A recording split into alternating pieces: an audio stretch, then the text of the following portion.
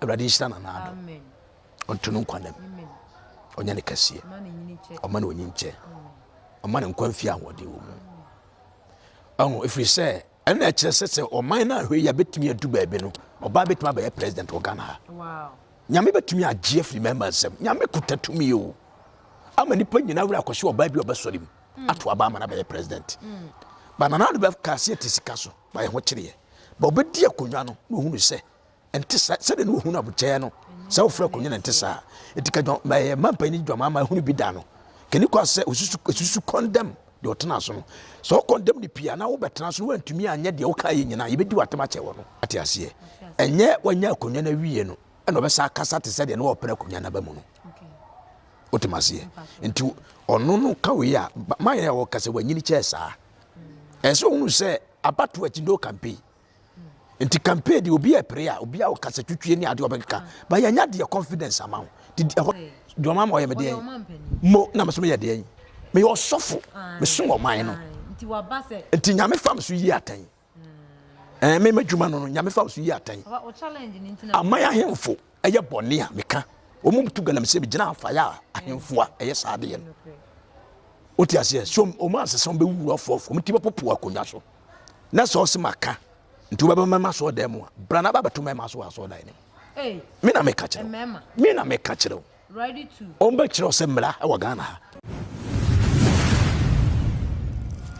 Usia memo akwaba edeba adepa TV so enen so yatena se ne Apostle General Moses Osei a oda the Voice of Power Ministry ano aba betwetwe nkomo e de afa yeman ho ni nyina ene se omampani the president elect His Excellency John Mahama e de nanu disem atudwa wo bra wo so akofona mu esu aye e kire Ghana fo no wa hyebo bebre na bedi achi maame Jane nso so ahyebo bebre wei ene nsem bebre ka ho nti na yabo apini opening kesi ya ene na ebetwetwe nkomo nti dwebre na hyɛ ma obi susu enhwe bi de akire wa rin bi abetumi agya e comment section ho wo ase bi se bi agya wo no me bi ya no kama pa e de ala fast forward papa me ma kwa aba me jos me de hye afinhia panso afepa nkomatu ya da en se Christmas itwa mu ya fe ni aba ha no kwasem nti ewia na agye brunya de kama esura chiri awrade na ahoden ho nsem Papa, your mampani, President elect His Excellency John Mahama. Yeah. Aba beswai wa beshebo abetire de o de Ghana bekwa akodru e de be free akwa akodru. Ne nsama a o kan ye de he e ne to wa koma so pa.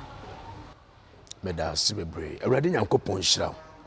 Na on hyira yahwefo e ne wona ejemretie. No kwasem ne se awrade on hyira ye mampani John Mahama e mana kwa abanso ene nkoden a wako a wadi nkunim na ade ba ako a meta hu o Ghana ha ne se boshe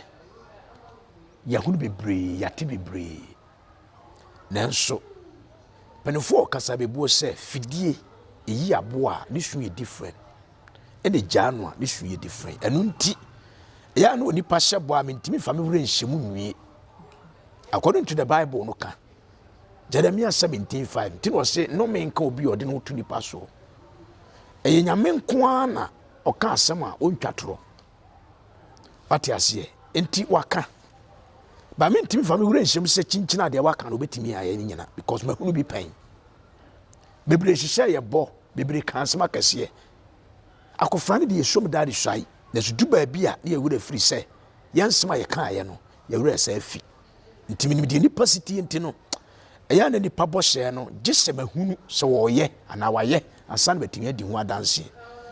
na so company for say akwa saba biem no nkaya na different sanse minim sɛ na no mekɔ afuo ma ha na medu ya na nsu ato sɛ yɛ pa me ma me nneɛma hwe gu ya nka mekɔ mubuo nti sɛ na nsu ato no medu saa the same place no a me ba bia me fa ya me hwe a me fa hokora awatomase nti ahu bi pen no e ma wonya ahodaso eno na ma megidi se ebia de waka no obetimi ayo na se ente saade a kanipa bo hye de me fa me ho nto so fi se tumi penko na menya tumi ne so a eno so nko tumi penko na menya tumi ne so eno so nko papa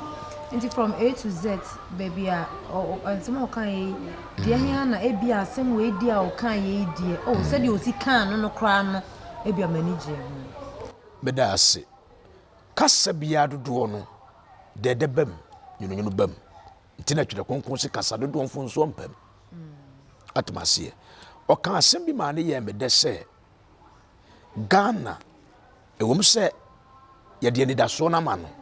ya gina di na oman na sade ya wure ahye ne mu so medi yeso nanso o Ghana fo ate ase se enye ono nko ana ho oden anani party no nko ana se ono nko le bituma ye Ghana nyina ye nyina ye mfa ye support and support no ye no kre me ye aduma na me ntua taxa dia na aba no fa nye oman no ate ase nti ko no me ne ya adwen baba bia na eha me kakra ye se oman na tete apansama koduro ate ase fine atete apansam nipa no so a na odi so no wona wontam wa asomdwie o se sitie bra obesu akofran oba hobi nkrofo guo ne vas ka ho ne yere ka ho nti ekire se kuru ya wo Ghana ha ba bre bia twam na ntesa be kamere bia yem se 2016 ana bibisa bra na adu hwae no ma hunu papa okoyo ma hunu ndc force but enura na efe but anu no nye mistake yes Ghana ye nyini ye te politics ase ye kan ne nko ene ne nko afa ne ye te politics ase nti nura ma me mani gye ba kasa me mani anye ye se atete apansam nipa no so wote so na ode ayini ma wono wote obi wono nyina wasomdwie o ka se Ghana atete apansam wo se ne o man na atete akoduro aseye ne ade a wo be fix ne foforo ne ade no ya tie yi o man ya atete apansam o se o be fix ne foforo papa ati ase se me cameraman wedi adanse a enro ya akra o so wie ye ne timamufo bi mu kasa ya o musu adasu e kire se ye badwa ye nto ase nkofo su na ebi nso na eno nso na ono nso so ehwe ya wo se wo se o kan sa de ani ono nso de kan sa sansa still a timamufo esu bedase da bia me ka asem wo ise ye de tumi mawa de oteso no yan condemn pi efri se boss ni pan se yan san no de fru simpia konwa no wan timi ye ni boss ye nyina so no na obisa ho se ye dan nti mire bi ye man panyi no asabe de konwa yi obaka se mire bi oka asem bi se de only president da no oka asem ha no atiasie nti obi obetimi aka bi ye nka kofo mo dibi dan betima aka na asem enye Nana Akufo Addo woni bi da ba Nana Akufo Addo ka se tisika so ba ye ho kire ba obedi akonwa no na ohunu se ente se de no ohunu abuche no se ofra akonwa na ente sa etika John Mahama John Mahama ohunu bi da no keni kwa se osusu condemn de otena so no so condemn ni pia na wo betena so wantumi anya de wo ka ye nyina ye bedi watema che wo no o se sitie e ba sa nipa be kasa chen ono enti me bibi sa na ka me obibi ka kwa me twisensan me jamba nyame se wurade ne ma hoden wurade moa me na mentimi nyo se de Ghana nya me mareshimu abebio masaba no se me ye adwuma soronko but ye condemn do tisu because we the president di bi da we se de akonya no so tenate Ghana de bia be ye no besu ye nyina ne akosie ati ase abai obetena so abeka se me side wa anya hwe no ye wo bi so be baba ne nsema ma abai ne sa abai we wa mark mewu enti ye ntimi nyina apesa but yen kai say 1 Corinthians chapter 3 verse number 9, 6, 9, 10. Osi Apollo dua Paul gugu so. Do ma ni ye awrade a. Apollo no wan, Paul no wan. Wo nyina ya asomfo a. Muna mo so agie di no bi ansa baka na katua. Se na awrade nyankopon epe. Enti President Mahama Nana Akufo obi odi akonya bia Ghana nkoso nti eno mo tena akonya so. Nti ye nyina fi ye nim die ne ye nyansa nta aban na chi. Na o man nkoso. I'll say, hosting a doy. Gift in Nikuno. After Opanyina can no one PP no. Yeah, not a war MPP was here. Your money free. Me patrol, your man penny, a can in some way, and one also did not same bit to Dutch say. Said your panicasa and dear man and Jane, and when it said, one cacasa to treat dear beer and fantia. Other party no ne kasa ni mu no na eda ho de obetumi de Ghana akodu ɛna ɔkan ya wo kyerɛ ya wo hyɛ ne bonti no woni die hu ne sɛ wo mampanyin John Mahama wanyini wayɛ matured ɛwɔ politics no mu wo bibi kan fa medase mene ne nya dwenwie ye mampanyin John Mahama ye matured dada campaign ye election wi a ye nya politics bi what you say enye wanya akonya na wiye no ena obesa kasa te se de na opere akonya na ba mu no otimase nti ono no kawe a man ya wo kasa wanyini che saa enso hunu se abato achi no campaign nti campaign di obi e pere a obi a wo kasa twetwe ni ade obeka ba ya nya de confidence amount di hono meka kasa twetwe de o ka ye nyina CPPO PNTO NDC MPP o ka ye nyina bom together ye nyina ne ye Ghana mo ye nyina ne ye Ghana no nti wo so kasa sa pepe onim de wo ye ya nti nya menwanwa nti nya cha fin wate ase onim dada aban onim dada papa is okra kasa ase afin na Ghana ye ti politics ase na asem na kosi so me da ase na me kire o se on se campaign mu kasa nko me pra konyam kasa nko ene nya de etumi mamia nya afin na me sa be condemn because me pray them condemn the otisho na mama de amame manyawi tidi ndam sa be condemn no atiase timidie minim se politics ye sa atiase ye nyini se Ghana na ye nyini ye se yi kabima kabi no ye nyini ye koyanim but ebinum so de niam bi frem ntinde da bia me kase kuro bia mensem wom ebide kabima kabi na da na atem didie didi panyina atem just like that but I know you very bad kire wadwen kire panyini nkase di panyina atem adwen kire nya atem didie me no nya adwen kire se meta sa na wiase na brabonetie yeah papa wanka eno nko a owie no eye hopes na doye esan de tato say said your mampanin I di kan share Ghana for bo say wo ba wo mrahye badwamu na say wadi Ghana ajapade wadi sika ajapade bia bedi ho a obeye nhwehwemu na ene de mra etie no wadi ato me pa cha wo kire mu say wono hopes no krampo no efo so pa say papa no me yesa adwuma no na ono mpo ni mebinom wono mpo woni mebinom a wo mo sika ni bi akwakofa wo mu nsam nti wo fo so pa papa na emeye na adwuma na Ghana ye mu ye nsam ma no wo adwenkyere bi medase yankopon hyiraw da bia me ka kire se opama bo bi no anya no a o se manefa no kankan ko man no ne kasa yem no kire se MPP ya obi wo no o gensi wo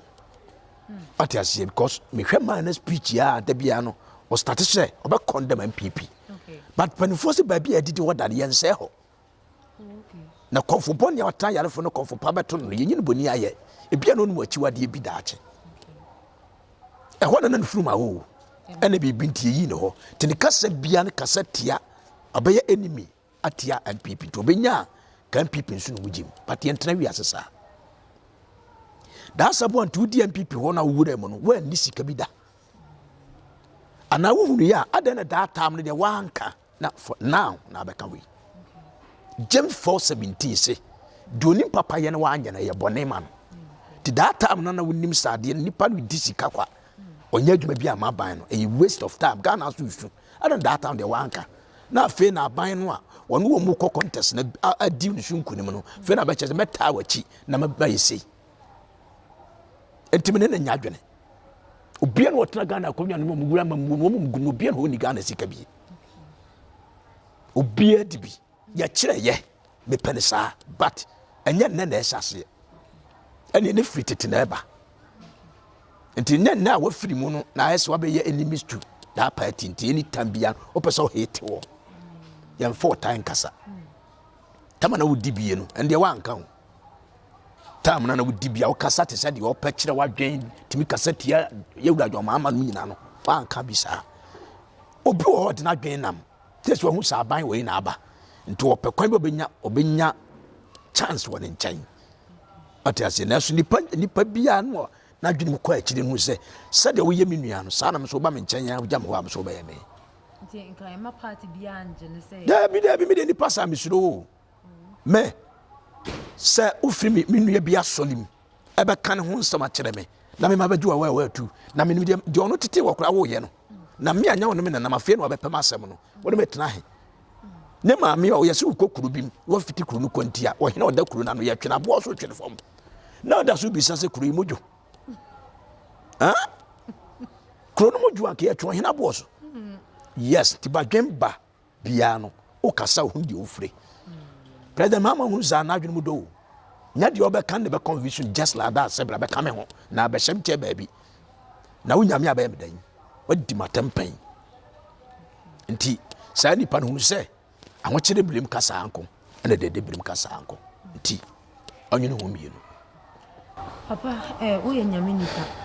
Maybe I'm not also forward to tell. Oh, and Nancy. Yeah. Oh, someone. What you were coming now was I sorry now what to tell you. Yeah. One can be shame, no, because I mean to me, no one near you may be. Say, ya will be bebo. Yeah. Make sure Papa Hobson. Ninkasa emu nkyerese wa MC party ni yeti ni free mu wa bekasa bebre akyere ne yema wa yema party ne yaw bia na koma wa de som party ne yaw bia ewo ni mu onyi ni se bia eno so ha adwen se bia nipa adi party achi aboa abre na bedru ba bi na ye wu no unse bedoba medase ne sa asore wo ye ntu ni pansan kwa asore yentu ni pansen kwa wa bra reason nim party bia ne ho a yenhunu fonsuo bi ehu ya firim kɔ yentimi nyini party saawo ɛwɔ di ntira ebi kura no wa ye bibi pan ya bɔ kokɔ batade e kɔ so no bi emboa obɛsɛ no nkate ba akɔ bɛsɛ nkate mpempem de ye yi firim abɛboa ntia no de fonsuo bi anim saa nipa no obɛtaade party no ɛle sɛ opo ba no abɔ no ho ka de wa ye bia no oba na jaw ya kofa be ma afro sa ba me je sure be kasa papa afa no sa na tie ana wo wanya sa ba no so ne wadwen se wanya ba de ono bo no ka fititete otimi de si yedi no na we ti sa na tie na we no eno eye asani sebe papa emre di kan ya wo ba yeah abaye mampani abedi akire ene sa mre e wa ye mamu ha ye mamu ha Rade nshira ya pa. Ebeboa omayi. Medase. Rade Nyankopon nshira ye wura John Mahama. E wo sa akwan anama na otuye no. Man no anytime bia opese wo den sesan ba. Tia na mepena asem go ne ma oye no. Ye de mema ye vast time a vast president ya. De omane tia na tie. Ehunu so. Nti yenhwe oba so wona hwefi nti yenhwe oba so ntotoye fie nsensem ne yehwe de onso betimi aye nti eyame de si anya fi me first ayi awono be ye vice president ade amaye obrade nhira no awasa adwe na onya aye no yeah oh yes some ma ya nti enso oba so hwe ade ena kyerese oman na hwe ya betimi adu ba bi no oba betimi ba ye president of Ghana wow nyame betumi agye free members nyame kutatumi o ama nipa nyina wura akwhye oba bi obasorim ato aba ama na ba ye president ebedu ba bi ne betumi asi se ne oba betimi ba ye vice president a saa na opempe ba kom ko si aboa ne pefia ba no di basum na so ti mana start ibam ene niam bebre ho a emema ye mai bi minimo ba ba si okatekurita minimo ba okatanka minimo ba oka ai bus o tintia kase ye kokonkran oba bi twibi ntino ema no ba ti mana soro wa kire ba se mema mbo ye nso anye bia bedru ba bi no ko bible se man ba ba ye mema wo na ye mema ko ye katachi ti bema wa hu bema yesu ya ba ye oba ma oba no ba ye bema ya yes one hu ntutu ye o ba ba ye ba na ba na ba ye so bema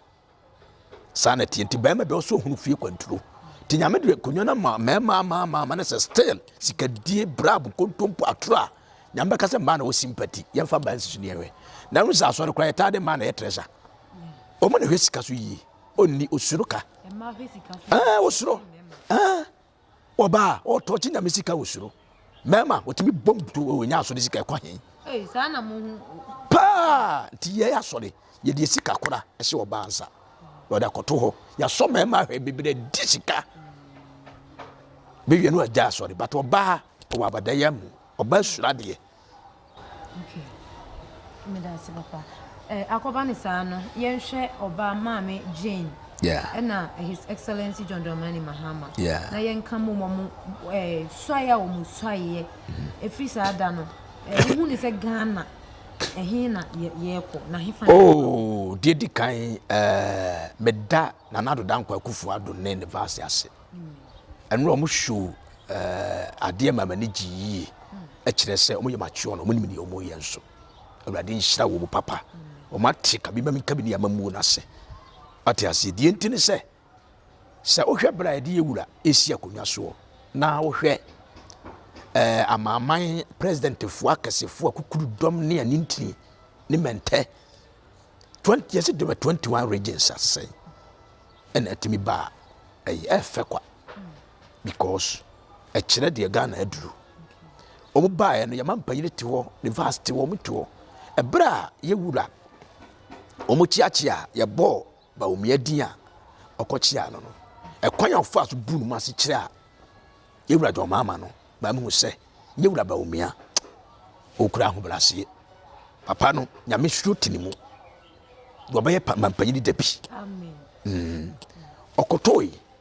e ochia bunu ma se obi anko kasa me no na contest and so obi your classmate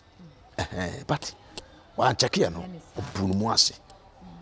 bra ya bo baba osaba ntabe sabe declare se ntimi hunu se yate amamu ase die nyina afia koma ne ya dwene enta Ghana achi na mbom nya aban no Ghana achi na mwa na so we kasa aban ne dia no beka se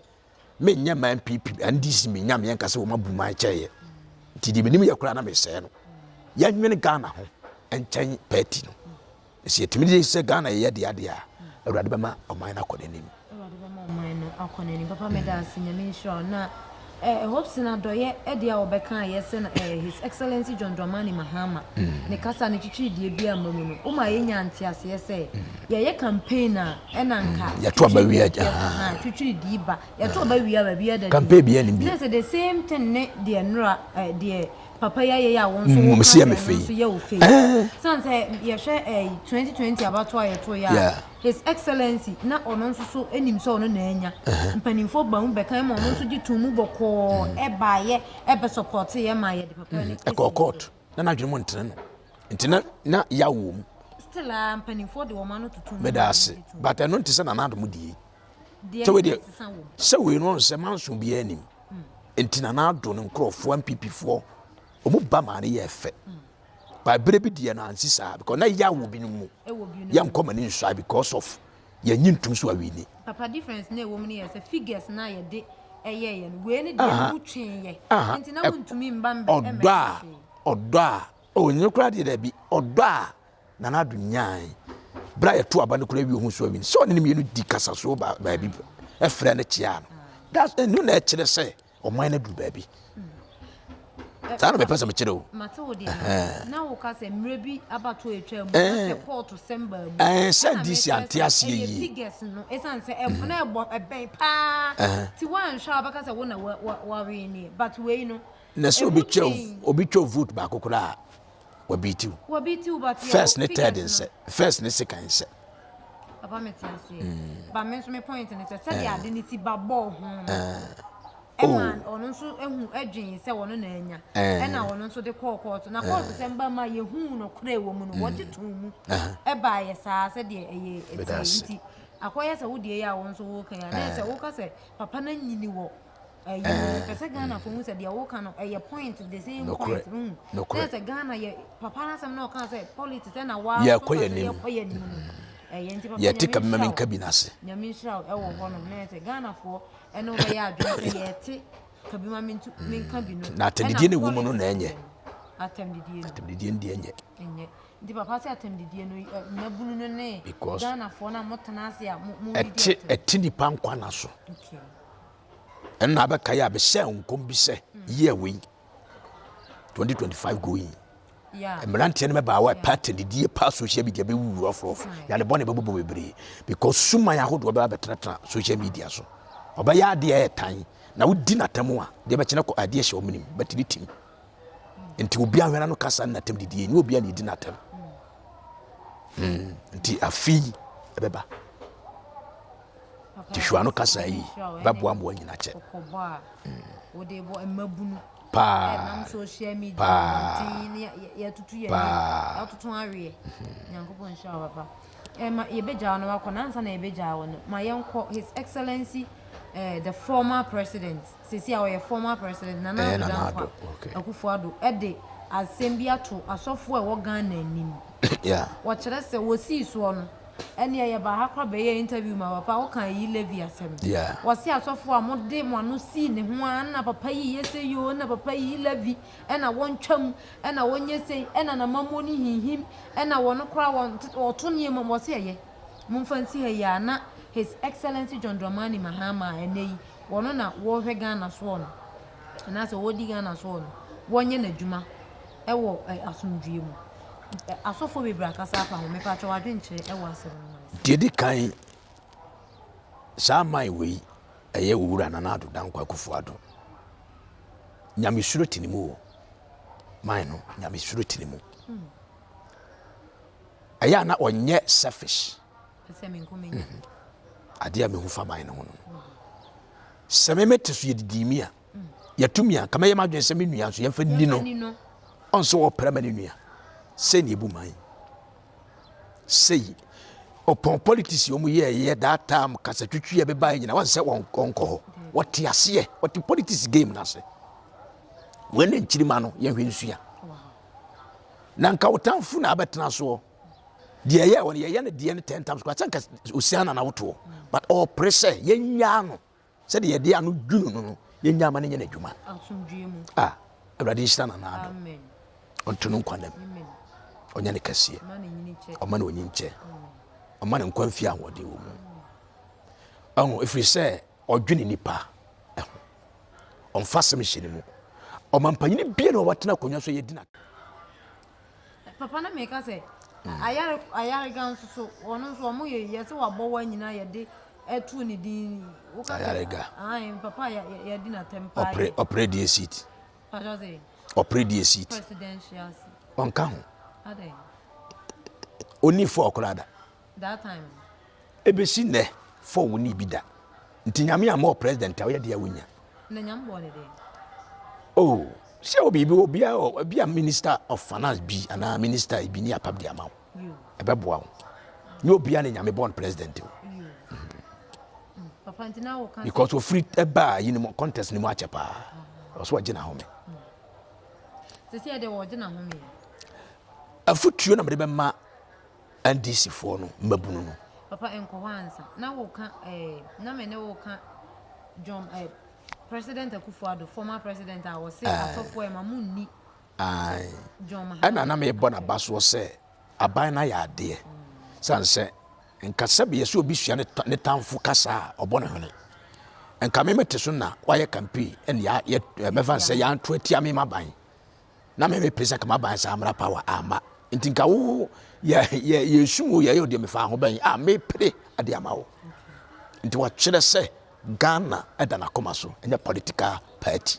nti wo se ye nya no mani mu ne man ya fia no nsi ne ho sɛ de si wo no Nana Addo no na me kyerɛ mu sɛ aban bia no wa ba ye de na tam kyɛ Nana Addo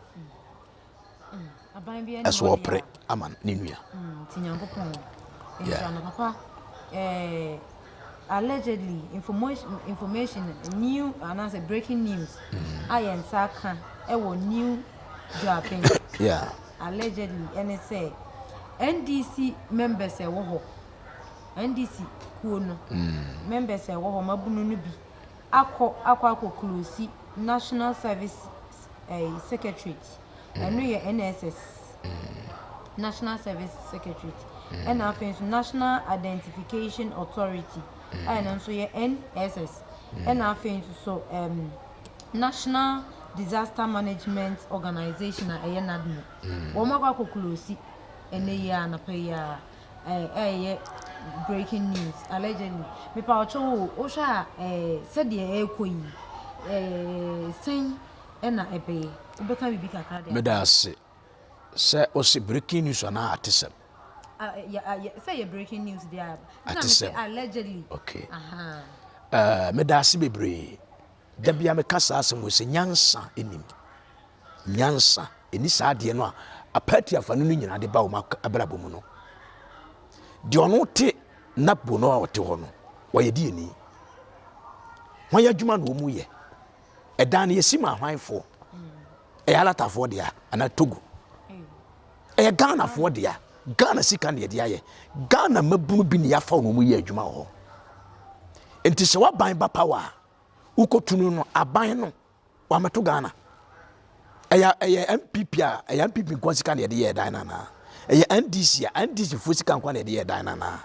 Nti ade ntina ono na wo no mu yi adwuma dada. Na waban ba mode mara sam nsam si yakobri yakọ krusu no.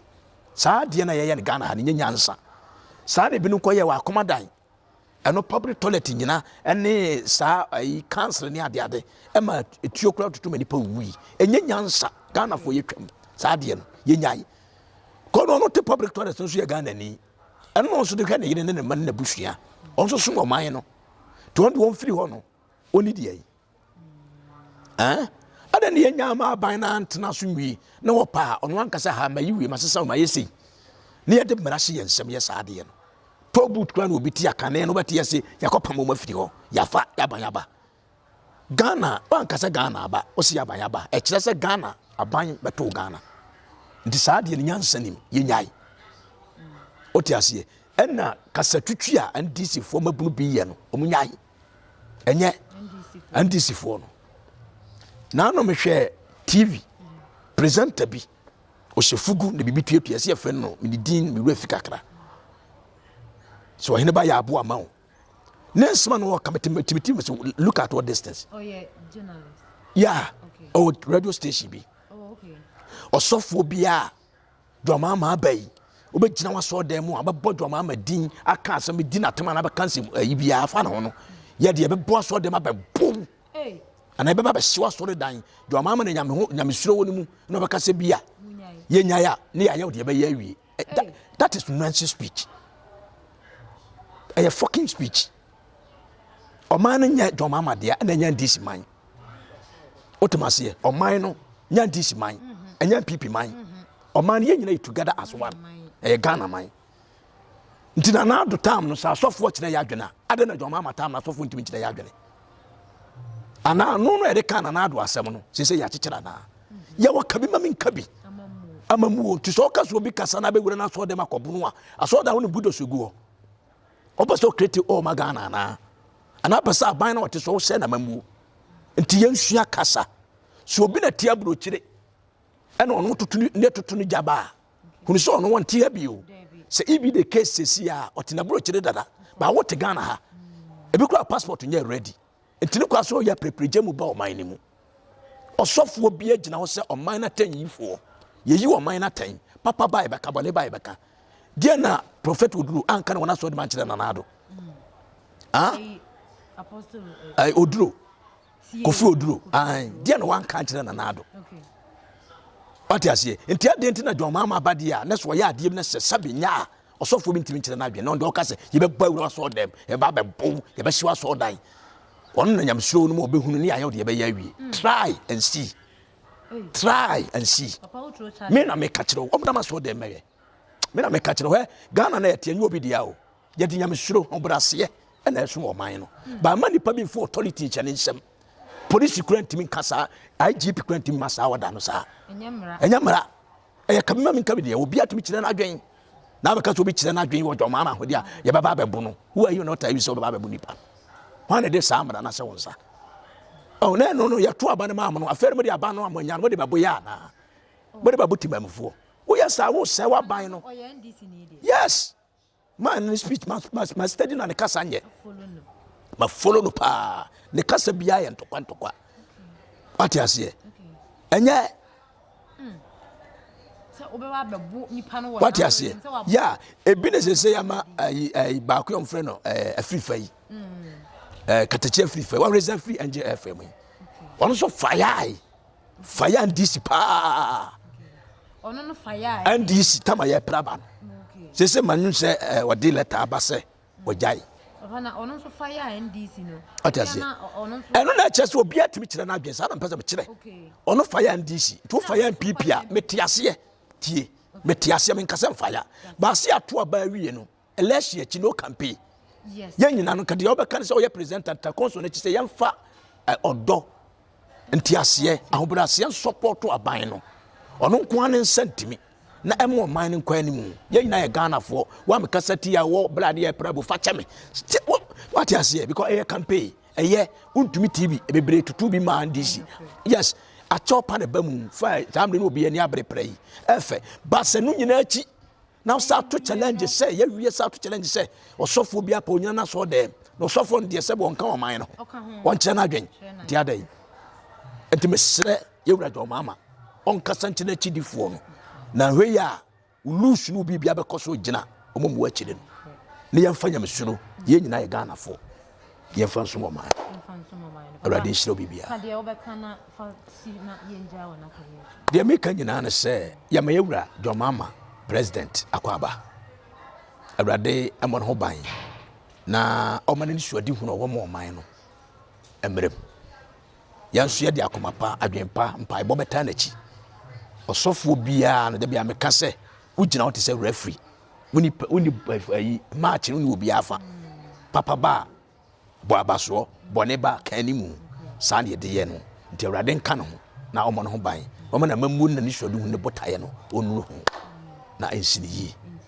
papa fa number no my number is 0247 144586 0247 144586 my number awrade shiro bibia na papa news another news is here ka kra bi ampesa wo kan wan say ni nyina apostle nyameche ono so dia asembia bazisi Pentecost ni nyina Pentecost ono na me ba na me no wudi nkomo bi say na ado kan say ma so for mo mfama no nsi excellency John Mahama ono oba bonten be kan bi na ono kire say o say we advise Akufo Addo but he refused to listen ono kire say asofo no muka bo mu tu ni fu bia zenka I levy want so awoma free SHS no nkura no ho se me kura me ka ho asem se wan yi sa de no ampi belusu sa kwan so se wa ba be kasa e de afa ho se mu advice o se man di na temu mum nye sa tem bi na mu di no na mu tu ne fo se enka wantete ne ma so no gogo ne ma mu nanso wantie hu ne sa mi hu ne sa se on se ode no ho eye se watwa kwan no ama Ghana FM ye se yewura President Mahama so obeba ka so obo be yefri ho ema yewura ba omia kora ka bi so obo be yefri ho ba na nsem tie speech a no wo ma ne kire se wo yi a o ma no ho ba kire no kakra o kan ne se ntije se eye kakra ya wontumi nyine preko pesa ene sa tax ne da ta yi no ba bet so ne ade no o kan ni nyina so o ba campaign so o ka so be in street sana ba mo ne tie enti obi hihye no obi abefam obi hihye no obi abeto aso sana ma mo ne tie mo tu ne fo na wanti enti afutuo di ekoso yetu no fo me kwa so betena me platform atu no fo yetu no fo e ma me ka cho se franka no mienu miensa but mienu na aba red ne me ka ho because of you living ne within a store to ade ya tu ni patru yanka e monka bo ane ya tu mprekope so utumi sa ne man free 1 pp be win wanyi dia obelusu nti ani nyina ya futuo ya ka bi wayim ya itubi fukokuam ebi ko ne nchen but amfa anya asem nti odi hye ne nua ne nkuna ya eye what you say nti ya na nyansem ne nyina na betimi akọ president ne nche kokuam because oni adaje na abekokora ne nya nipa nyina ya ma akwa ma nkọ ne nchen nti de bi wa ne ya to afa mframam ya abo ama no yese obi tu fa mframam ya akọ buni what you say because sembo abetu afa mframam because Ezekiel 3:16 was announced to everybody see was Ezekiel see was say is that see wenfo tie manum asambo obonefo kokko enti osofo bi adwuma no se oboni pa wo ye bone kokko to oman ni ko ya obebo oman ni ko de nya osofo be sori na so be kwa akobonu a obeso o kire sai what you say oba wa so ndem titi a de ne be si ontumi ma ho na be den se obi a what John Mahama di na waba o ye me de John Mahama o ye me de mo na me so me ye de me yo sofo me so oman no nti waba se nti nyame fam so yi atan me madwuma no nyame fam so yi atan o challenge ni nti na amaya ahemfo eye bone a meka o mu tu galam se bi gina afa ya ahemfo a eye saade ye oti ase so o ma se so be wu afo mu ti be popo akonya so yale be gu dem mankana Okay. me dia nyame de maame no no nti Jeremia nkom hyenko Samuel nkom hyenko Isaiah de nko and Apostle Moses was say ai yeah dear John the Baptist Jana Rade ye ka ne prempren na so maka nti wo ba mama so dem a brana ba beto mama so aso dan eh me na me ka kire me na me ka kire ready to on ba kire se mra e wo Ghana ha na my ready to defend yourself and ye gina for no kore okay freedom and justice abana waba no the boss a wahye no ye hwese e be bem nti se wantumi anya ye be fire because Nana Akufo Addo no ade yi levi ba me fire no Nana Akufo Addo na ebom kokko se mu ana me kire se ye fire no enti ono so be ye firi ho amaye na oba no wanyi a na me preach ne nyame de ba se ka se na ada na do so Ghana ha amu be die konya amu tro na mu di nyame mpe kontompo ni nko heaven ana Ghana no so sabe busunsunfo bia me di president kramoni kra no me hunu bi eya Kristofo ya nti ade nti na troko so wan kra Bible nsai na ade na de waka na wonye nti ano na se koba na se osofo bi gina na oyi na tem na ni aba na ho so a ko no otwa sako nim se da chiachia nti na yi president yi na boafo wo hire ni se akonya so na yi di otunufo na ado be ka se do betunufo no wo kwa akobo no a obeso o kire se o man no ye nya ne sa na onye na ope da bi wo twa sako nim se da chiachia inside the shenku no eno na ye de tie anu na de ye campaign no a ye de ma wo ba ye no ne kokrumutie no eno na be sa de ato atia wo nti sa na tie timi se won tie ase se ya mamu onkobu obi ya tie ase na enkonkobo akuturuku na tie ase na asofo on fire na o man no emu enye de ne yesoso ye nya bi enka na akoma no tumu a twitala madwuma en se me da se o hwe nyankopon hwa se de bia o hwe papa ye da se. Your favorite way to send money to Ghana is back! We're excited to announce that Tap Send is back and better than ever. After a brief pause, we are happy to resume our mission of providing fast, affordable, and secure money transfers to Ghana. Don't let anybody tell you otherwise. Tap Send is working power. And remember, tell your loved ones abroad to send money through Tap Send to stand a chance to win big in the December Sambra promo. Tap Send. Papa no.